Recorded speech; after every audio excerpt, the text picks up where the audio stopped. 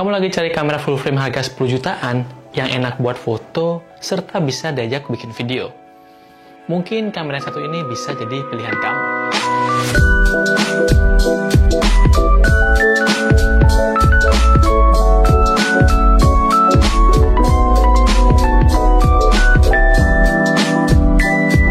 Nah, pas banget nih, aku mau nge-review kamera pribadi aku yang udah nemenin lebih dari 2 tahun di bidang foto dan video profesional. Tapi sebelum kita lanjut ke videonya, jangan lupa buat subscribe dan nyalakan lonceng notifikasinya supaya kamu nggak ketinggalan video-video berikutnya dari channel ini. Jadi kamera Sony A72 ini aku beli di tahun 2019, tepatnya di bulan Oktober. Jadi ini udah 2 tahun lebih, jalan ke 3 tahun. Hingga video ini dibuat sampai waktu yang tidak bisa ditentukan, aku rasa aku bakal masih terus pakai kamera ini. Ya, dalam tanda kutip, belum ada duit buat upgrade kameranya.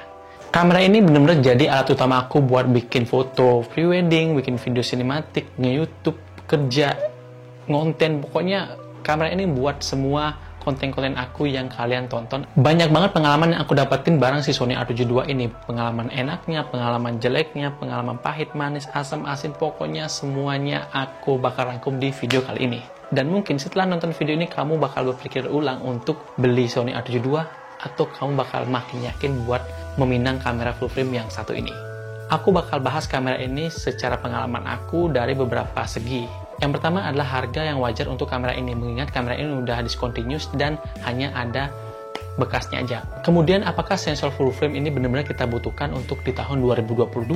Visi kamera ini, serta apa-apa aja yang ada di bodi kameranya, fitur kameranya seperti autofocus, fitur foto, fitur video, dan lain-lain, serta masalah-masalah yang sering timbul pada Sony A72. Oke, kita langsung aja mulai pembahasannya.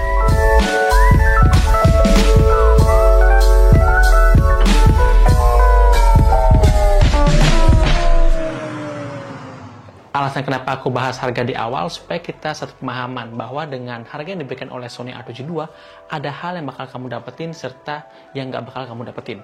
Untuk harga baru dari kamera ini itu bermacam-macam teman-teman, tergantung bundlingnya. Mulai dari 14 jutaan sampai 17 jutaan.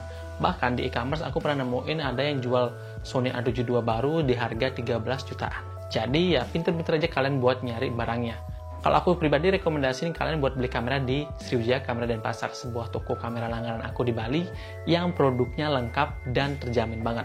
Nanti aku taruh linknya di deskripsi. Nah, berhubung kamera yang aku review adalah sebuah kamera bekas, jadi kita bakal menggunakan harga bekasnya.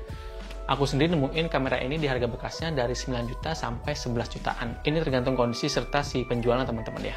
Jadi kita satukan pemikiran kita di sini bahwa dengan kamera full frame seharga 11 jutaan, ini hal-hal yang bakal kamu dapetin di tahun 2022.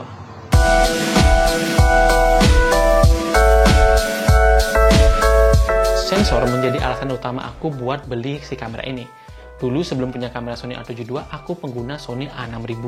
Dan setelah upgrade dari Sony A6000 ke Sony A72, aku bener-bener ngerasain perbedaan kualitas yang signifikan. Di kondisi minim cahaya, kamera ini bener-bener bisa diandalkan. Ketajaman dari kamera ini juga nggak perlu diragukan lagi. Pokoknya kalau kalian jepret, kalian pasti puas dengan hasil fotonya. Bahkan nih ya, dengan menggunakan lensa kitnya aja yang bukaan terlebarnya cuma di f3.5, kita tetap bisa dapetin bokeh yang menyenangkan untuk dilihat mata. Dipakai foto dengan ISO tinggi juga masih fine-fine aja. Kalau kebutuhan kamu adalah untuk fotografi, Sony A72 ini masih rekomendasi banget di tahun 2022. Serius nggak bohong.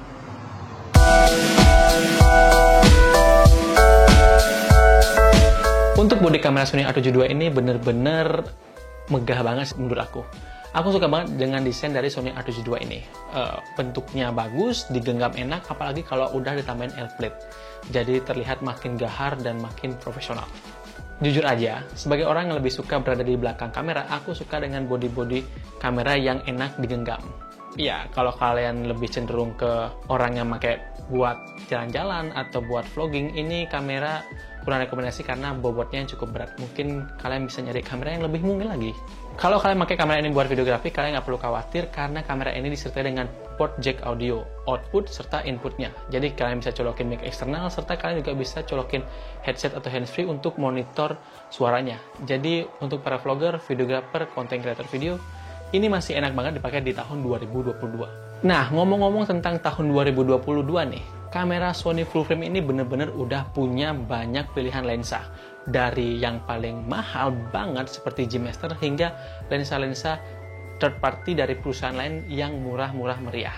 Pilihan lensa buat kamera Sony yang cukup variatif ini bisa menjadi tambahan buat kalian membeli kamera Sony. Karena kalau kalian beli kamera Sony, kalian nggak perlu khawatir dengan lensa. Ada banyak banget tahun sekarang perusahaan-perusahaan yang bikin lensa buat mounting dari Sony ini.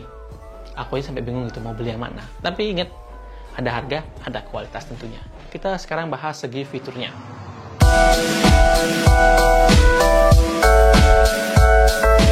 Salah satu fitur yang paling aku benci dari kamera ini adalah autofocusnya. Jujur, aku bilang autofocus dari kamera ini jelek banget. Bahkan dibandingin kamera Sony A6000, kamera ini kalah banget di autofocusnya. Titik fokusnya sedikit, serta continuous fokusnya yang enggak banget. Bahkan untuk video, continuous fokus dari kamera ini bisa dibilang lambat atau bahkan tidak tepat. Jadi buat kalian yang pakai kamera ini, pengen ngevlog atau pengen syuting sendirian, itu agak sulit. Pertama, autofokusnya kurang cekatan, kemudian kameranya nggak bisa di flip. Jadi kalau kamu ngevlog atau kamu bikin video sendiri, kamu nggak bisa mastiin apakah fokusnya udah baik atau masih ngawur gitu. Awalnya aku pikir autofocus yang lemot ini adalah lensanya, karena waktu itu aku cuma punya sebuah lensa murah yaitu FE50mm f1.8, dan aku tonton reviewnya memang lensa ini tuh autofokusnya biasa aja. Tapi setelah aku pakai body kamera lain dengan lensa yang sama, ternyata autofokusnya tidak seburuk A72 ini teman-teman. Jadi autofokus dari kamera ini enggak banget.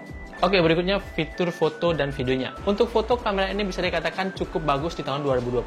Sensor yang full frame bisa memberikan kita sudut pandang yang lebih luas, bisa menghasilkan foto yang lebih bokeh, ketajamannya bisa dikatakan cukup banget buat kebutuhan profesional, tapi fiturnya masih kalah dengan pesaingnya. Bahkan dibanding A6000, kamera ini kalah di bagian titik fokus, serta di bagian continuous shutternya. Tapi kalau kalian nggak masalah dengan kedua hal tersebut, Sony A72 masih oke-oke aja.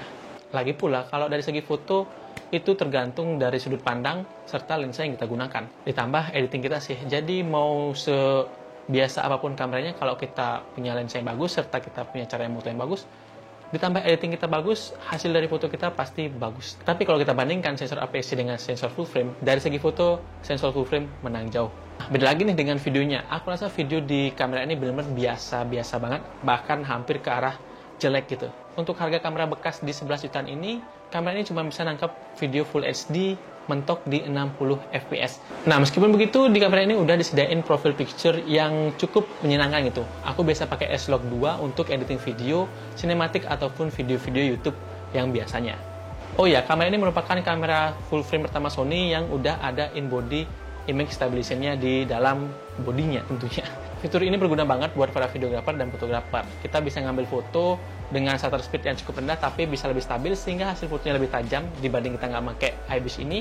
Kemudian kalau kita take video dengan handheld atau nggak pakai gimbal, itu kita bisa mengurangi shaky di tangan atau setidaknya kita bisa dapetin footage yang sedikit lebih stabil. Nah, itu fitur-fitur dari Sony A72. Kemudian kita masuk ke permasalahan yang sering aku hadapi atau yang sering aku rasakan di Sony A72 ini.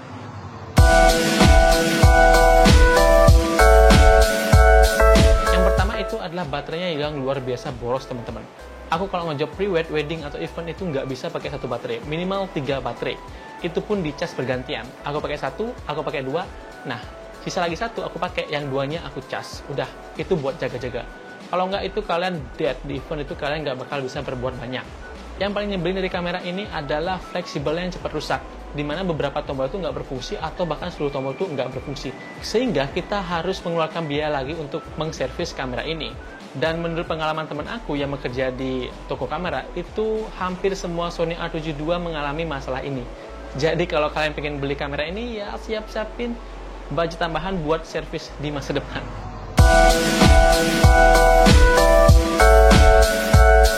Oke, aku rasa sih segitu aja pembahasan si Sony A72 ini. Kesimpulannya, Sony A72 ini worth it gak sih di tahun 2020? Untuk foto, worth it banget. Kalian hanya tinggal nemuin lensa yang tepat buat kebutuhan kalian supaya bisa memaksimalkan kamera ini. Untuk videografi, aku rasa kamera ini masih kurang bisa menopang kebutuhan kita di tahun 2022. Dengan harga 11 jutaan, kalian bisa dapetin kamera lain yang aku rasa lebih worth it. Salah satunya adalah Sony A6400. Kamera ini udah bisa take 4K dan 1080p-nya itu udah bisa take 120 fps. Jadi untuk para videografer dengan harga 11 jutaan, kalian lebih baik melirik si Sony A6400. Terkecuali kalian memang ingin ngerasain sensasi sebuah kamera bersensor full frame. Oke, sekian dulu video kali ini. Semoga bermanfaat. Kalau kalian suka, like. Kalau kalian suka banget, subscribe channel ini. Semoga di tahun 2022, channel ini bisa nyentuh 10.000 subscriber supaya saya cepat resign dari kantor. Oke, sampai jumpa di video-video berikutnya. Bye!